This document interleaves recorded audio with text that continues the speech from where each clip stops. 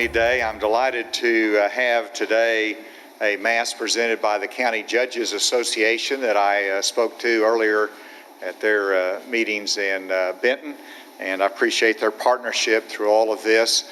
Welcome. This is the first weekly COVID-19 update. We, of course, went daily for 144 days, I believe it is. And today we'll start going weekly through this, giving a weekly report. And so there's a lot to cover today.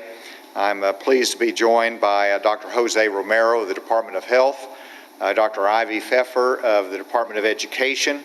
We have additionally Dr. Seeley that's here as an expert on antigen testing equipment, and she runs the lab at the Department of Health, and Dr. Seema is here as well to talk about an issue as we go forward. First, if we see trying to develop whether there's a pattern in our cases, with last Friday being a very high day of over 1,100 cases, and every day going down sequentially since then. Today we're up a little bit in our cases, and I'll give that information to you, but there is a little bit of a pattern. Up some days, then going down sequentially, and then popping back up a little bit. So we're trying to figure out that pattern in cases. In the meantime, we're continuing to emphasize our testing. As you will see today, that our testing is very, very strong across the state of Arkansas. But I do want to lead out with an announcement. And that announcement is that, as you know, we have invested in 200 BD Veritor point-of-care antigen testing equipment. Those are in-house, but we did not have the supplies to match up with those antigen tests. And so we've been a little bit hamstrung by the ability to greatly increase our antigen testing across Arkansas. The good news is that the Department of Health has received 12,000 antigen tests that is in hand that will allow us to have at least 2 months of antigen testing guaranteed through the Department of Health. And this is great news to greatly expand our testing capacity in Arkansas, as well as continuing to increase our PCR testing. This right here is the antigen test, and the beauty of it is simple.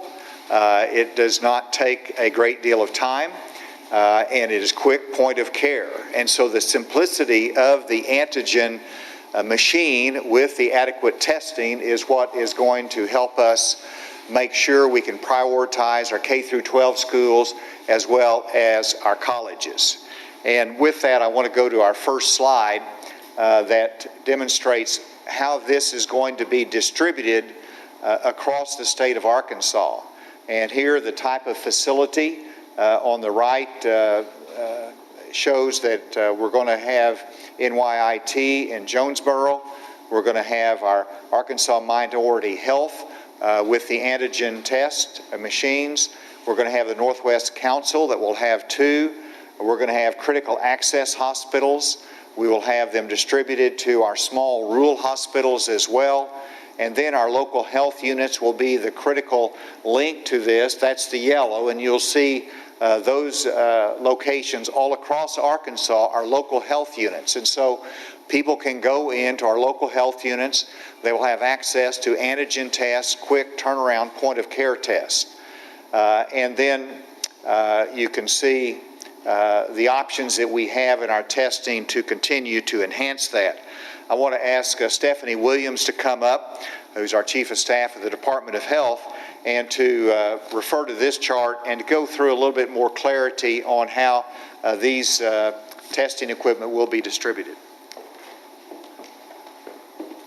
Thank you, Governor. That was a great overview. We are really excited that we have these, the test kits, and can now fully implement the antigen testing statewide. As the Governor said, we will be placing a unit in each one of our local health units. To date, we have 37 units that have been providing antigen testing. They've done 670 tests in those counties and have identified a number of positives. So in the counties where we have high volume of of visitors for antigen testing. These will be our units in Jonesboro, so Craighead County, Washington County, Benton County, Jefferson County.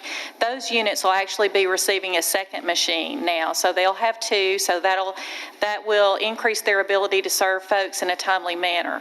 So in addition to that, the governor mentioned that we'll be placing a unit with the Arkansas Minority Health Commission. We're very excited. They'll be focusing on doing testing in the southern part of the state. Also, with the mobile unit that NYIT, which is our DO school at ASU, they will be focused on doing testing in the eastern part of the state and the Delta. So we're excited. We'll have those two mobile units up, and they will have the capability to do PCR testing using the public health laboratory, but also offer antigen testing for patients that are symptomatic. Then also our critical access hospitals will be offered a machine. Not all of those hospitals need one of these machines, but they will have access if they do. Also, the small hospitals, we have about 6 hospitals that qualify as small rural hospitals and participate in some special programming with us. They will also be offered machines. That'll leave us with probably about 40 to 50 machines that we'll look at placing in the community.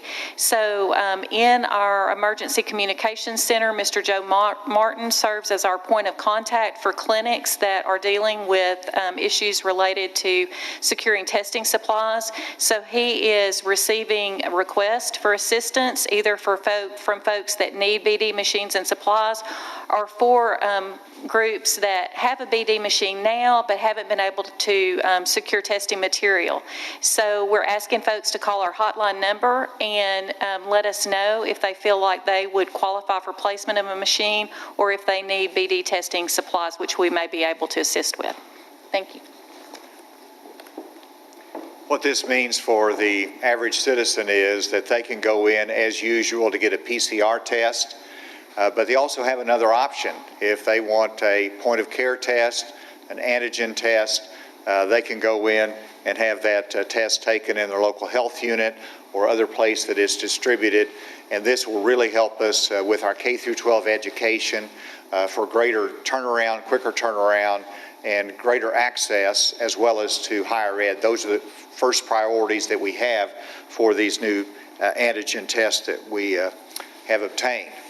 With that, I have an additional announcement to make that is somewhat frustrating, but also sad because it relates to the deaths in Arkansas. And just like in our testing where we had our PCR test, and then we went to our antigen test that added those probable cases, the same thing is happening in reference to our deaths. Today, later, we'll be adding 139 new deaths to the total COVID-19 deaths here in Arkansas.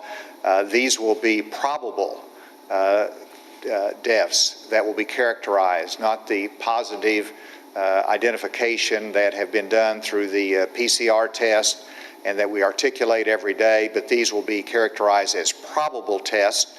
There'll be 139 that will be added as that has been calculated by the Department of Health. Dr. Seema, I've asked him to come and to explain this in more detail, what this means and what a probable death is characterized by. Dr. Seema.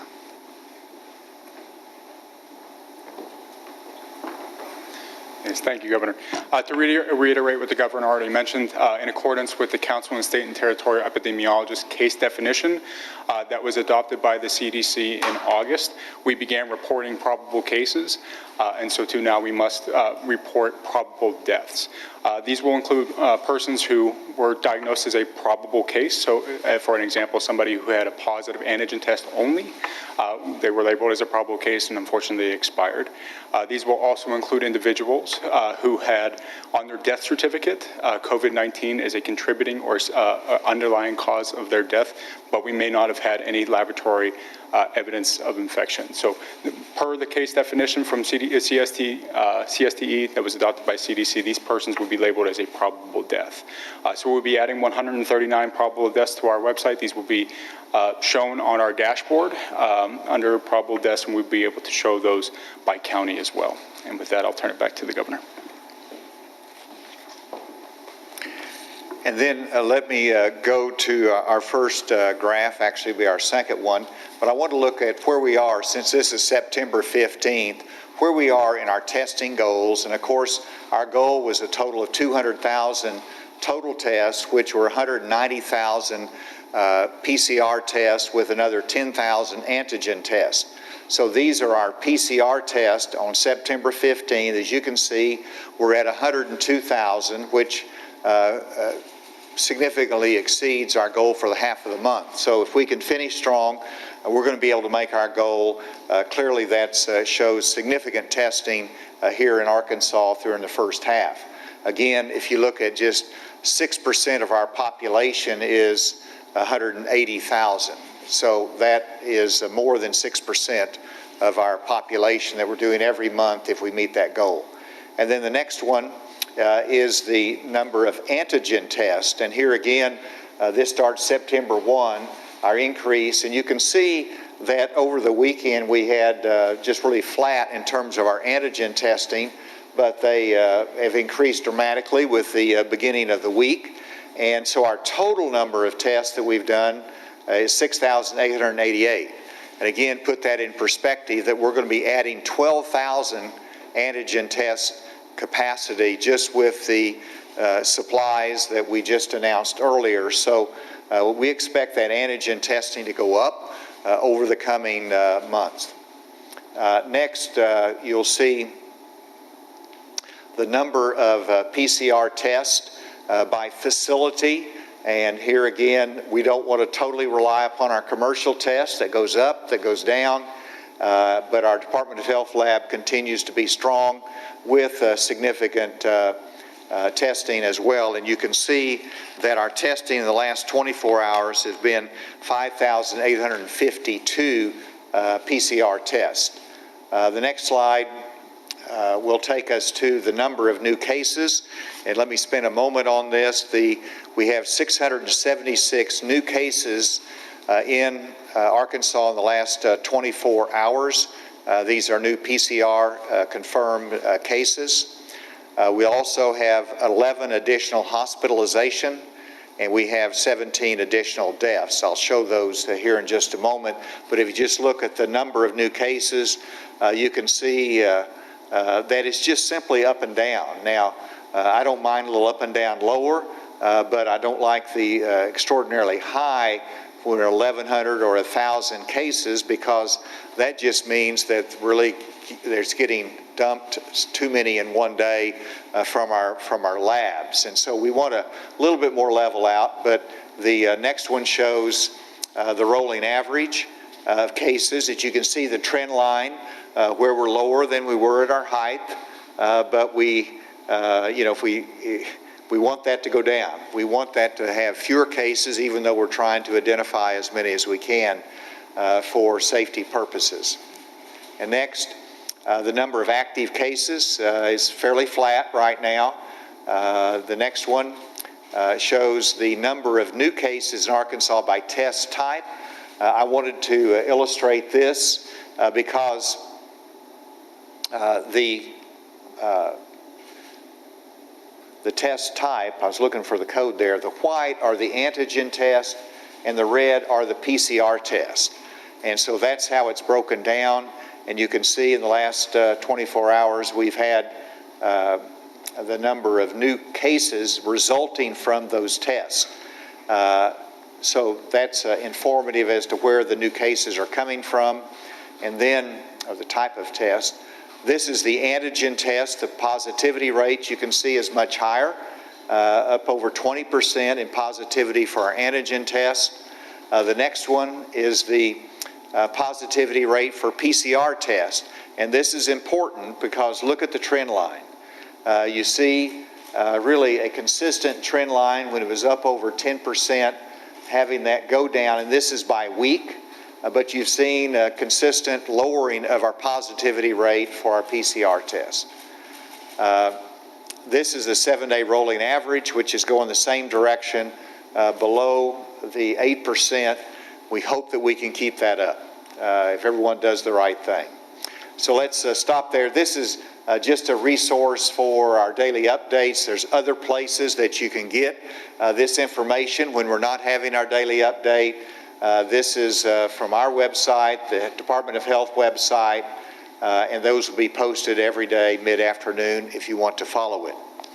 I did want to mention our hospitalizations were up by 11.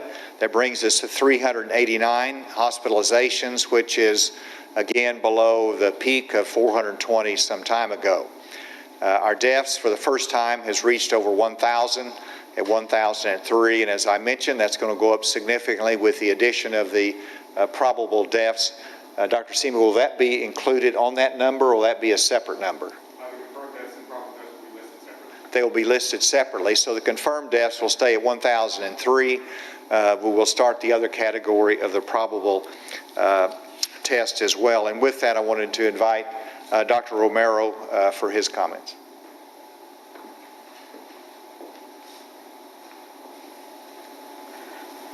Thank you, Governor. So I will add a little bit more. So our total confirmed cases in the state today are 70,125, with total probable cases, as mentioned by Dr. Seema and the Governor. We are now reporting probable cases in the state, 1,232. With regard to use of ventilators, I'm happy to announce that we have further decreased the use of ventilators in our hospitalized patients. We are down to 68, a decrease of 8, again indicating that we have a significant reserve. Recovered patients at this time, we've added 675 to the roster with 63,415. The Governor has mentioned the testing. We continue to be very robust with testing thanks to Dr. Seeley and her team at the Public Health Lab, processing over 2,000 tests. The overall positivity rate is 8.3 from the start of the time we've been keeping it, but as mentioned by the Governor, for the last 6 weeks, including this week, we are well under the 10% mark and continue to decrease. With regard to the counties, we have 8 counties that have 20 or more cases, starting with Washington County at 91. Most of those cases come from the northwest, from around the university. Pulaski County at 71, Benton County 48, Sebastian County 47, Jefferson County 23, Garland County 22, Faulkner 21, and finally Craighead at 20. And I believe there is another slide at this point. Yes, so thank you. So this shows the average 14-day moving average percent positivity per county. It allows us and you to compare your county positivity rate to other counties. As you can see, we're doing fairly well in the central part of the state, but in the peripheral parts, especially up in Washington, those counties, our percent positivity rate is over 10%, and we're trying to push this downward. So this points to more testing and, of course, adherence to the recommendations for the use of the mask, social distancing, and hand washing. So thank you very much. I will turn it over to the Governor. Thank you. Thank you. And in case that slipped through, in addition to the 5,852 PCR tests, we did 880 antigen tests with 188 of those positive, which is 21.4%, as I mentioned. In terms of education, I've asked Dr. Pfeffer to come and make a comment on where we are in our schools, which I just want to express a lot of pride in our teachers, in our students, in our staff, administrators at our schools that have done so well in the start this year. Last year we had 479,000 K through 12 public school students in Arkansas, 479,000. So if we have similar numbers this year, then that means we've had 574 active cases in our schools. That is less than 0.2% in terms of cases in our schools. That's really a good start, shows they're really following the guidelines and all really working hard to have it a successful year. Dr. Pfeffer.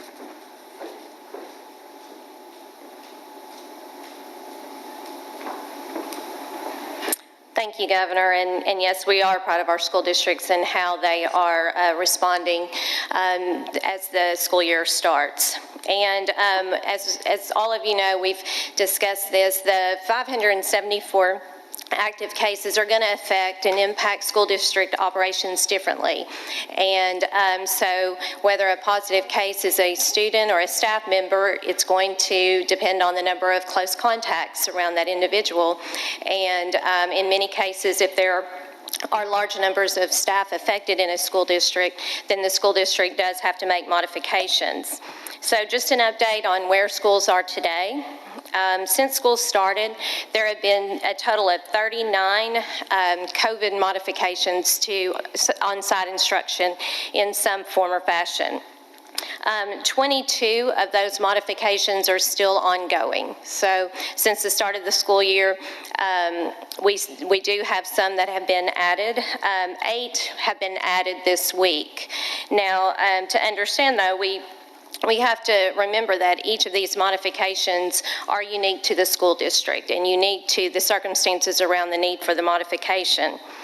So one example might be in a district like Pocahontas that has shifted their high school to virtual for 2 days. And that is to allow the district time to do some cleaning and notification to all of the affected students. Another example of recent modifications is in the Pulaski County School District, where there was just one classroom of second grade students that are going to be utilizing virtual instruction for the next 2 weeks. We have had one school district that has had to pivot to remote learning for the rest of this week, starting today. And that was also due to a large number of staff who had to be quarantined, and the timing of the new staff members with the ones who are already quarantined are going to have them pivoting for a short time, but the plan is to return next week if possible. So you can see that districts are really taking a measured response, really focusing on the needs in their school community, and we do appreciate the way school districts are working to continue to keep as many students on site as possible and to have a great school year. Thank you. Thank you, Ivy. With that, we'll be happy to take any questions. With the probable deaths that were added today, are those, what's the main reason that they are probable? Is it primarily the antigen testing, or is it primarily there was just no tests? Or I'm going to let Dr. Seema address that. Great question. So as I mentioned, you can be labeled as a probable case and probable death if you have a positive antigen test alone, and then you expire. And also, you can be labeled as a probable death if someone passes away, and on their death certificate, their underlying cause of death or a significant contributing cause of death is COVID-19, even in the absence of an antigen test or a PCR test. Of the 139, the most prevalent are going to be those that have COVID-19 listed on their death certificate, but not necessarily laboratory evidence. and how far back do these go? Like, is this just since March, or? I don't have that directly in front of me, but we can get that information for you. Yes. With these new deaths added, I mean, do you get the sense that the number of deaths has been accelerating since March, that we're kind of hitting these number milestones quicker and quicker, and what do you make of that?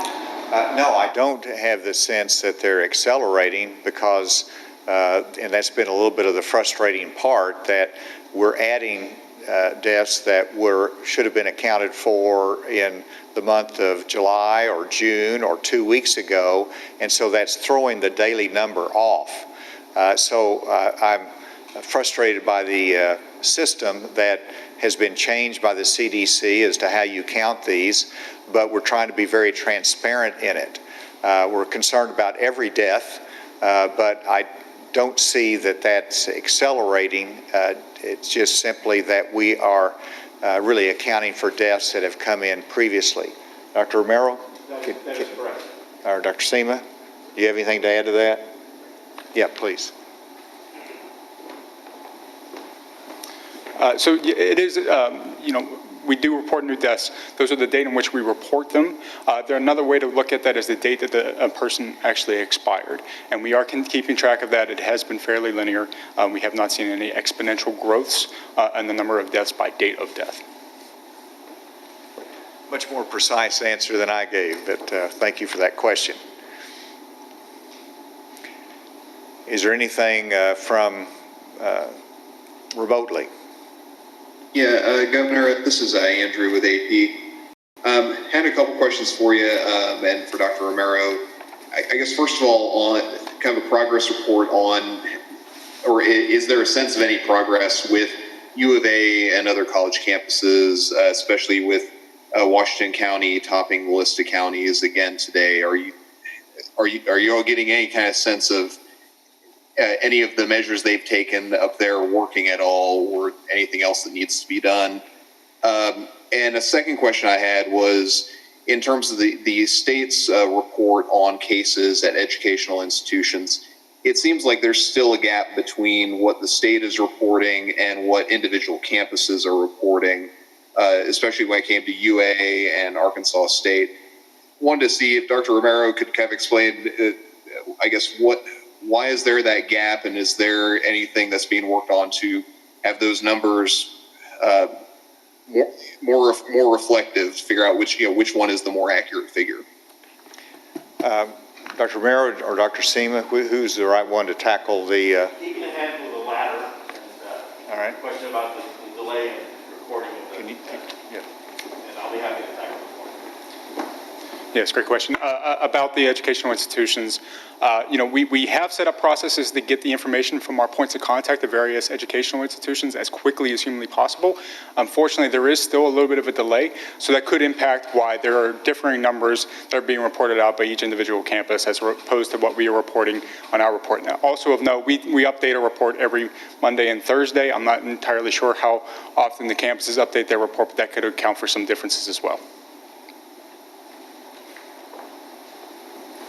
So that was a good segue into what I was going to say. So the report documents that there are less active cases at the Fayetteville campus from this most recent. So from that, we're seeing that it looks like it's coming under control. Yes. Is there something that can be done in the schools that we're not already doing that can reduce the number of close contacts to prevent all of these staff and students needing to quarantine? That is a very timely question because that issue has been raised by school superintendents as well as parents. And this is where they are wearing a mask, but they're not able to be 6 feet apart. And so because of that close contact, there's still a requirement for quarantine. I have discussed this at length with Dr. Romero, and we also looked at the CDC guidelines, and the challenge is the CDC guidelines are clear that it should be both distanced as well as wearing a mask. And so I know the schools are challenged because they can't have that social distancing in every classroom, and it means that you're having to have more students than what you would like to be quarantined. We still want to work through this, and so we're seeing if there's any options whatsoever, but the CDC guidelines are very clear on that point. And we also want to be very careful. We've had a good start thus far, but we don't want to take any steps that increase the exposure in the schools. So safety is the ultimate goal that we have. But we see if there's any way that we can balance that to a greater extent to reduce the number of students or those that might be exposed. Dr. Romero, please. So while this 6-foot mandate seems somewhat onerous, it's important to note that we are not seeing transmission in the schools.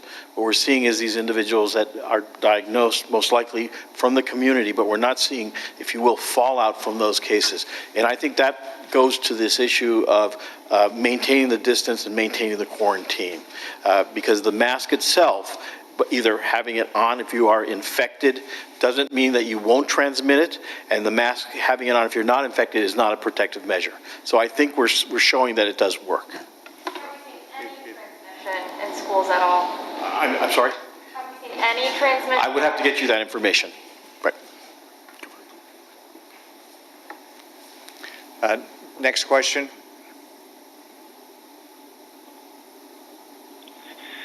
Governor, this is Chad Mira with KNWA News. I have a question for Dr. Romero. Over the past 10 days, the U of A has reported about 750 cases of COVID-19, but then it says there's about 330 that are currently active. I was wondering if you could give us a reminder of how you classify a recovered case and if it's normal for that many people to recover so quickly.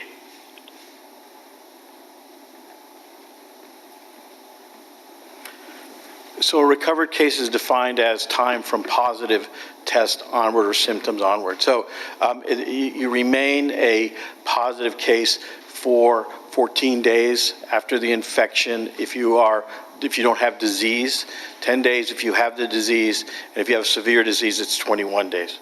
So again, with rolling off of the list, I would have to go and look specifically at those numbers, but they don't seem out of the norm, so I think that's probably okay. Next question.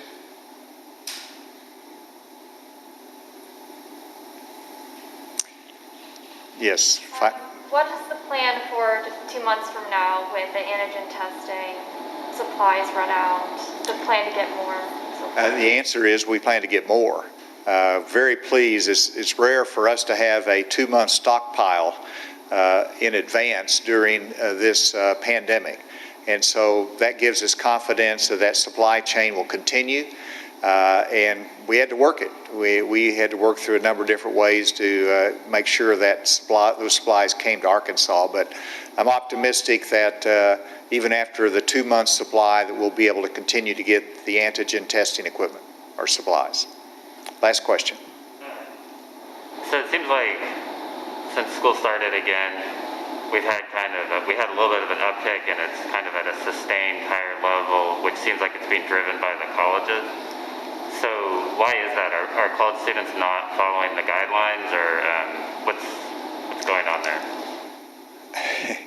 Well, I think what we see from our college students is that the environment on the college campus is very similar to the environment in our K through 12 educational system, where you've got a high level of compliance, you've got supervision that's there, you've got people that are making sure all of the rules and safety measures are followed.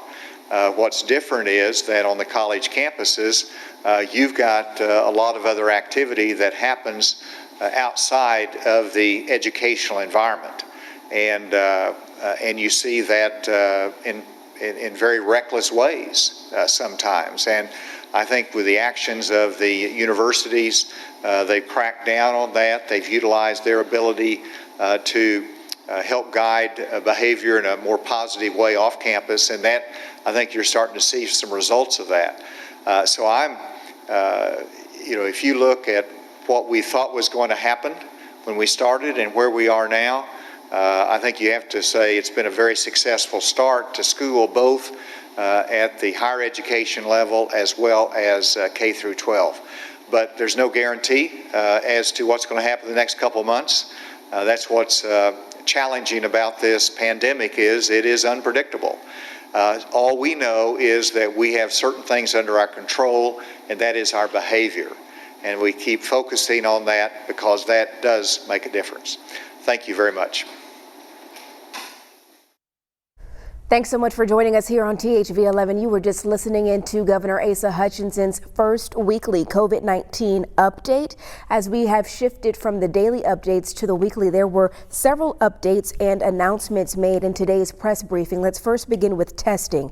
The governor announced that the state of Arkansas has invested in antigen testing machines, and the Arkansas Health Department has received 12,000 antigen tests, which gives the state at least 2 months worth of testing testing supplies that they'll be distributing statewide with prioritizing testing in our K through 12 schools and college campuses.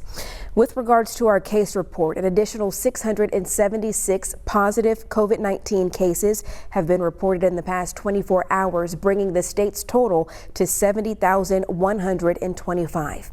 When it comes to hospitalizations, an additional 11 people are now fighting this virus from a hospital bed today, bringing that total to 389.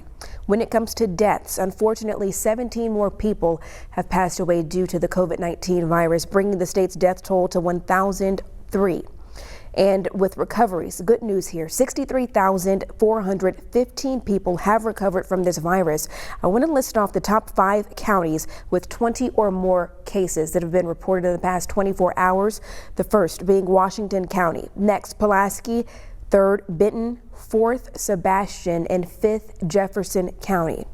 With regards to the second announcement, this was one that the governor said he was disappointed and sad that he had to make because it regards deaths in the state. They have added an additional 139 probable deaths to the state's COVID-19 death toll.